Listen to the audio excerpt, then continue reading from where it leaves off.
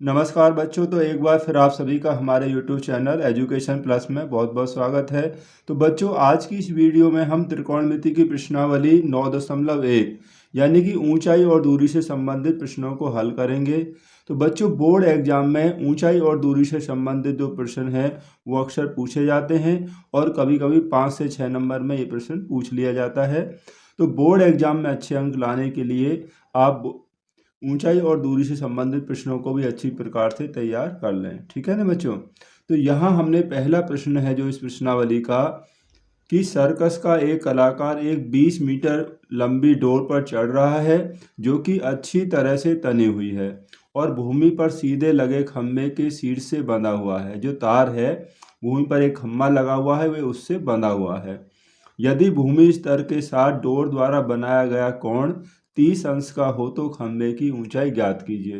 तो बच्चों, इस क्वेश्चन का जो डायग्राम है हमें क्वेश्चन में ही दिया हुआ है। देखिए, ये इसका डायग्राम दिया हुआ है। ठीक है नहीं। तो यहाँ पर जब हम क्वेश्चन को हल करेंगे तो बच्चों हमें लैंग्वेज भी लिखने आना चाहिए, क्योंकि ऊंचाई और दूरी वाले क्वेश्चनों में लैंग्वेज के भी नंबर होते हैं। ठीक है नहीं। क्वेश्चन को हल करने के साथ साथ एक बार इसकी थोड़ी सी आप लैंग्वेज भी जरूर लिखना सीख लें। जैसे क्वेश्चन है, ठीक है, यहाँ हम क्या कर रहे हैं, कल्पना की है हमने। ये डायग्राम है, ये हमारा वे एक इमेजिन है। ठीक है ना, हमने कल्पना की है। तो देखिए, माना ए भी एक h मीटर ऊंचा खम्भा है। ठीक है, जिसके शीर्ष ए से ए सी एक डोर यानी 20 मीटर लंबी डोर इस प्रकार बंधी हुई है कि जो डोर है वो भूमि के साथ में, ये भूमि है देखिए, यानी कि जमीन, इस भूमि के साथ में क्या है, ये डोर कितने अंश का कोण बना रही है बच्चों, देखिए 30 अंश का कोण यहाँ पर बना रही है। ठीक है, यही हमारी लैंग्वेज हो जाएगी। तो बच्चों, ये हमारी इस प्रकार से लैंग्वेज हो गई है और आप कोशिश करेंगे तो एक दो क्वेश्चन के बाद आप पर भी लैंग्वेज लिखना आ जाएगा। ठीक है नहीं। तो समकोण त्रिभुज ABC में जो भी हमारे एंगल बनेंगे ऊंचाई दूरी में, सभी समकोण त्रिभुज बनेंगे, आपको ध्यान रखना है। यहाँ हमें 30 अंश का एंगल दिया हुआ है। ठीक है नहीं।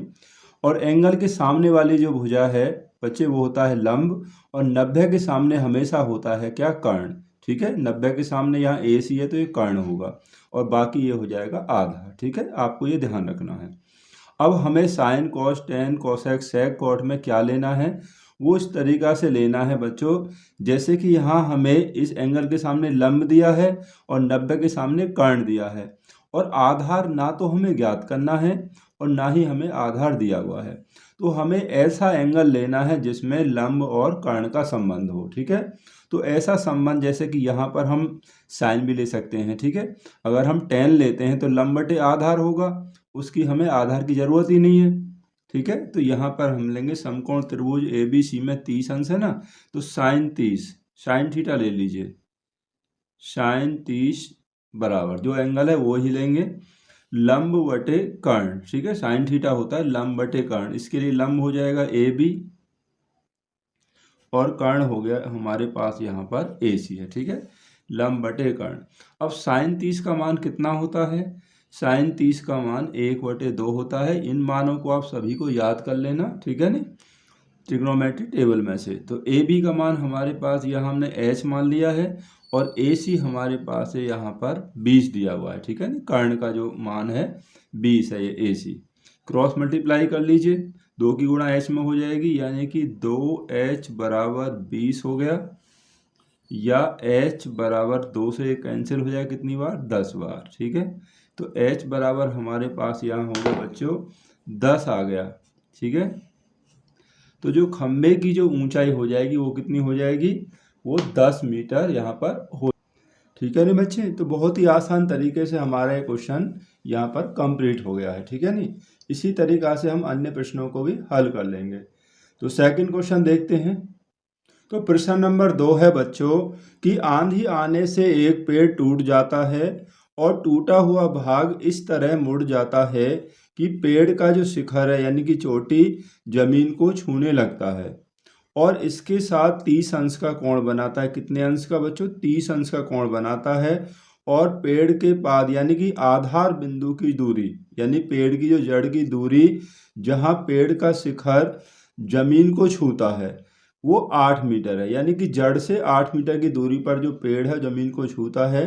हमें यहाँ पेड़ की ऊंचाई ज्ञात करनी है। तो बच्चों हम पहले अपना ये डायग्राम बनाना सीख लेते हैं। कैसे सीखेंगे? तो हमने बच्चों यहाँ मान लिया कि ये हमारे पास कि ये एक पेड़ है जो है AB, और इस पेड़ की ऊंचाई कुल हम मान लेते हैं कि ये H मीटर ऊंचा पेड़ है।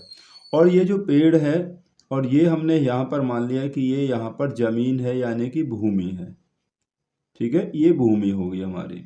और ये पेड़ हमने मान लिया बच्चों कि ये पेड़ यहाँ से बिंदु C से टूट जाता है जो कि X मीटर की ऊंचाई पर है। ठीक है, अब ये यहाँ से यहाँ तक X मीटर है बच्चों, ये वाला भाग, और ये पूरी जो ऊंचाई है ये हमने मानी है H मीटर। तो ये कितना बचेगा? ये बचेगा H माइनस X मीटर। ठीक है, और ये जो टूटा हुआ भाग है ये वाला, ये ऐसे मुड़ जाता है यानी कि यहाँ जमीन को ऐसे छूटा है। ठीक है नहीं, और यहाँ इसके साथ कितने अंश का कोण बनाता है? क्वेश्चन में दिया है कि ये 30 अंश का कोण बनाता है। ठीक है नहीं, 30 अंश का कोण बनाता है। यहाँ मान लीजिए कि ये बिंदु D पर छूता है। ठीक है, और ये जो है H माइनस एक्स यही तो टूट कर यहाँ गिरा है, तो ये हो जाएगा H माइनस एक्स मीटर। ठीक है, ये वाला भाग यहाँ से और यहाँ तक ये सारा भाग। ठीक है ना बच्चों, तो इस तरीक़ा से हमारा डायग्राम हो गया। लैंग्वेज आप ऐसे लिख लेंगे कि माना AB एक H मीटर ऊंचा पेड़ है जो कि बिंदु C X मीटर की ऊंचाई पर बिंदु C से टूटकर भूमि को यहाँ से यहाँ तक की दूरी ये भी हमें दी हुई है। कितनी दूर है बच्चों? ये यहाँ पर दिया हुआ है 8 मीटर कि ये यहाँ से और यहाँ तक की जो दूरी है ये 8 मीटर की दूरी पर भूमि को स्पर्श करता है और उसके साथ 30 अंश का कोण बनाता है। तो बच्चों ये हमारी यहाँ पर लैंग्वेज हो गई। तो लैंग्वेज भी बहुत ज़रूरी है। ठीक है ना बच्चों, ये भी आपको ध्यान रखना है। ठीक है, अब हम समकोण त्रिभुज ACD में लेंगे। ये एंगल 30 अंश है, तो यहाँ पर हम tan ही ले लेते हैं बच्चों। ठीक है, तो tan 30 अंश, tan होता है लंब बटे आधार। यहाँ इसके लिए लंब क्या होगा? ये वाला। केवल ACD की बात हम कर रहे हैं तो लंब आपका ये होगा यहाँ से यहाँ तक। ठीक है, तो लंब बटे आधार होता है tan, तो AC बटे आधार हो गया कौन सा? AD। ठीक है, अब tan 30 का मान होता है कितना? 1/√3 बराबर। अब AC यहाँ पर x है और आधार हमारे पास है यहाँ पर 8। ठीक है, अब यहाँ से क्रॉस मल्टीप्लाई कर दीजिए इस तरीक़ा से। x इसमें गुणा करेंगे तो ये हो जाएगा कितना? √3x बराबर यहाँ 8 आ गया। ठीक है, आप इससे ही रहने दीजिए। ठीक है, अब हम पुनः दूसरा जो यही इसी त्रिभुज में हम दोबारा से लेंगे। ठीक है, पहले तो हमने लंब और आधार ले लिया। अब आप देखिए यहाँ में कर्ण भी दिया है H माइनस एक्स, तो हम अब ऐसा वो लेंगे जिसमें कर्ण का संबंध हो। ठीक है नहीं, तो या तो लंब और कर्ण का संबंध हो या आधार और कर्ण का संबंध हो। ठीक है, कोई सा भी हम ले सकते हैं। तो हम यहाँ पर हम कौन सा लेंगे बच्चों? कॉस ले लेते हैं। ठीक है नहीं, तो कॉस थीटा यानी कि थीटा यानी हमारे पास 30 अंश है। ठीक है, तो कॉस थीटा हो जाएगा आधार बटे कर्ण। तो आधार कितना है यहाँ पर? AD है। ठीक है, ये आधार है और आपका कर्ण तो वही रहेगा बटे CD। ये हो गया। कॉस 30 को जो होता है उसका मान होता है √3/2। कॉस 30 होता है कितना? √3/2 बराबर। अब AD हमारे पास 8 है और CD जो कर्ण है वो है हमारे पास H माइनस एक्स। ठीक है ना बच्चों, या फिर से क्रॉस मल्टीप्लाई कर दीजिए। तो √3 की देखिए, जब हम √3 है, ये √3 की यहाँ H में करेंगे तो ये हो गया √3H, X में करेंगे तो √3X बराबर 8 दूनी 16 हो गया। ठीक है नहीं, या √3H माइनस। अब देखिए √3x का मान जो हमने अभी निकाला था समीकरण 1 में, √3x बराबर हमारे पास है यहाँ पर 8। ठीक है नहीं, तो √3x की जगह पे आप 8 रख दीजिए बराबर 16, या √3h बराबर ये धरा जाएगा 16 + 8 माइनस का क्या हो जाएगा? यहाँ प्लस हो जाएगा।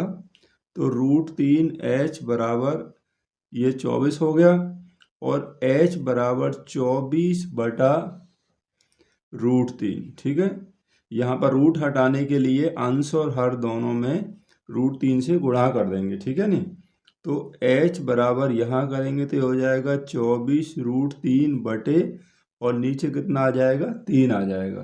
ठीक है, रूट में रूट से गुणा करेंगे 3 आएगा और 3 से हम 24 को काट सकते कितनी बार 8 बार। तो h बराबर कितना हो जाएगा 8√3। और बच्चों हमें क्या निकालना था, हमें निकालना था इस पेड़ की ऊंचाई और वो हमने h मानी है तो 8√3 मीटर हो जाएगी। ठीक है नहीं, पेड़ की ऊंचाई 8√3 मीटर। अगर हमसे ये पूछता है कि पेड़ किस ऊंचाई से टूटा था तो वो हमने x माना था, जो x का जो मान है वो हो जाएगा कि पेड़ इस ऊंचाई से टूटा था और x का मान हम देखिए यहाँ पर x का निकाल लेंगे अगर पूछेगा तो x बराबर 8/√3। ठीक है, वो सॉल्व करके हम उस मान को भी निकाल लेंगे बच्चों। ठीक है, तो क्वेश्चन नंबर 3 देखते हैं। तो क्वेश्चन नंबर 3 देखिए बच्चों। ठीक है, यहाँ बुक में ही देखिए, एक ठेकेदार बच्चों को खेलने के लिए एक पार्क में 2 फिसलन पट्टी लगाना चाहती है, यानी कि स्लाइड जिसमें बच्चे जैसे खेलते हैं स्कूल में। 5 वर्ष से कम उम्र के बच्चों के लिए वह एक ऐसी फिसलन पट्टी लगाना चाहती है जिसका शिखर 1.5 मीटर की ऊंचाई पर हो। ठीक है, कितनी ऊंचाई होनी चाहिए 1.5 मीटर और भूमि के साथ वो 30 अंश के कोण पर झुका होना चाहिए। ठीक है नहीं, और जबकि इससे अधिक उम्र के बच्चों के लिए यानी बड़े बच्चों के लिए 3 मीटर की ऊंचाई पर एक अधिक ढाल की फिसलन पट्टी लगाना चाहती है। जो दूसरी उसने जो लगाई है मतलब फिसलन पट्टी उसकी ऊंचाई है 3 मीटर, पहली की है 1.5 मीटर और जो भूमि के साथ 60 अंश का कोण बनाती है। बड़े बच्चों के लिए 60 अंश वाला और छोटे बच्चों के लिए 30 अंश वाला। तो प्रत्येक स्थिति में फिसलन पट्टी की लंबाई क्या होनी चाहिए। तो हमें दोनों जो हमारी स्लाइड हैं फिसलन पट्टी है उनकी लंबाई यहाँ पर बच्चों हमें निकालनी है। तो बच्चों छोटे बच्चों के लिए जो इसने फिसलन पट्टी बनाई है इसकी ऊंचाई ये होगी 1.5 मीटर और ये 30 अंश के कोण पर भूमि के साथ मतलब झुकी हुई है। ठीक है, ये पहला हमारा डायग्राम होगा छोटे बच्चों के लिए जो इसने स्लाइड बनाई है। ठीक है नहीं, तो ये एक समकोण त्रिभुज है। तो समकोण त्रिभुज ABC में यानी कि 90 के सामने हमें यहाँ पर बच्चा यहाँ बैठेगा और यहाँ से ऐसे फिसलेगा तो इसकी लंबाई निकालनी है। तो ये हमारा क्या हो गया 90 के सामने कर्ण हो गया। तो यानी कि हमें कर्ण की लंबाई निकालनी है। ठीक है नहीं, तो हमें ऐसा त्रिकोणमितीय अनुपात लेना है, ये लंब तो दिया है इस एंगल के सामने जिसमें लंब और कर्ण का संबंध हो। तो ऐसा किसमें होता है साइन भी होता है लंब बटे कर्ण, तो यहाँ पर हम साइन ही ले लेंगे। समकोण त्रिभुज ABC में साइन थीटा यानी कि साइन 30 अंश लंब बटे कर्ण, तो लंब हो गया AB और कर्ण हो गया यहाँ हमारे पास AC। ठीक है ना बच्चों, अब साइन 30 होता है 1/2 AB यानी कि 1.5 और AC हमने यहाँ फिसलन पट्टी की जो लंबाई है वो x मान ली है। ठीक है, क्रॉस मल्टीप्लाई कर दीजिए, यहाँ से क्रॉस मल्टीप्लाई आप करेंगे तो x बराबर 1 की x में होगी तो 2 की यहाँ गुणा होगी 1.5 गुणा 2, तो x बराबर कितना आ जाएगा 1.5 दूनी 3 यानी कि 3 मीटर। तो फिसलन पट्टी की जो लंबाई हो जाएगी कितनी हो जाएगी 3 मीटर हो जाएगी, जो कि छोटे बच्चों के लिए बनाई गई है। तो बच्चों जो बड़े बच्चों के लिए जो फिर ने बनाई है दूसरी फिसलन पट्टी उसके लिए डायग्राम ये हो गया।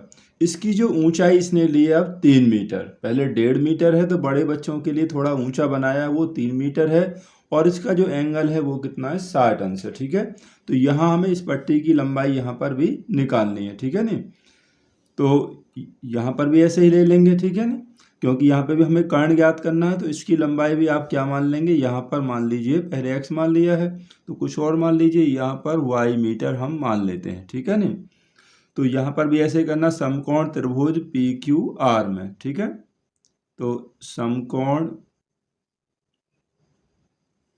त्रिभुज PQR में तो यहाँ 60 अंश है।